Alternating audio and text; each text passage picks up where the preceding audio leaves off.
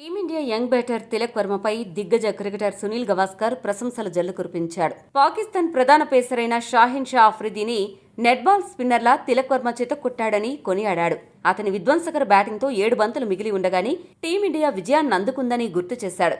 Asia కప్లో భాగంగా గత ఆదివారం జరిగిన సూపర్ 4 మ్యాచ్లో సమిష్టిగా రాణించిన భారత్ 6 వికెట్ల తేడాతో పాకిస్తాన్ను చిత్తు చేసింది. ఈ మ్యాచ్పై ఓ దినపత్రికకు రాసిన కాలంలో తిలక్ వర్మపై గవాస్కర్ ప్రశంసల జల్లు కురిపించాడు. చివర్లో మరో super talented batter Tilak Varma Pakistan ప్రధాన పేసర్ షాహీన్ షా అఫ్రిదీని నెట్ బాల్ స్పిన్నర్లా ట్రీట్ చేస్తూ విరుచుకుపడ్డాడని అందరూ పేర్కొన్నారు.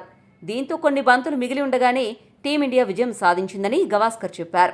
షాహీన్ అఫ్రిదీ బౌలింగ్లో వరుసగా 6-4 బాది తిలక్ వర్మ విజయ లాంఛనాన్ని పూర్తి చేశాడు.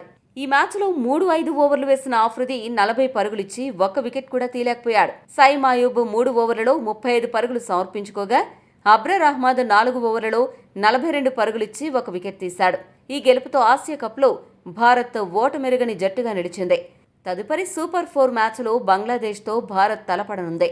ఇదే జోరులో బంగ్లాదేశ్ను ఓడించి ఫైనల్ బెర్త్ను ఖరారు చేసుకోవాలనే లక్ష్యంతో ఉంది. ప్రభుత్వ నియంతృత్వాన్ని ప్రశ్నిద్దాం. సాక్షి టీవీపై జరుగుతున్న దమనకాండను అడ్డుకుందాం. తెలుగువారి మనస్సాక్షి సాక్షి టీవీ. సాక్షి టీవీ ప్రసారాల కోసం వెంటనే మీ లోకల్ ఆపరేటర్ను సంప్రదించండి.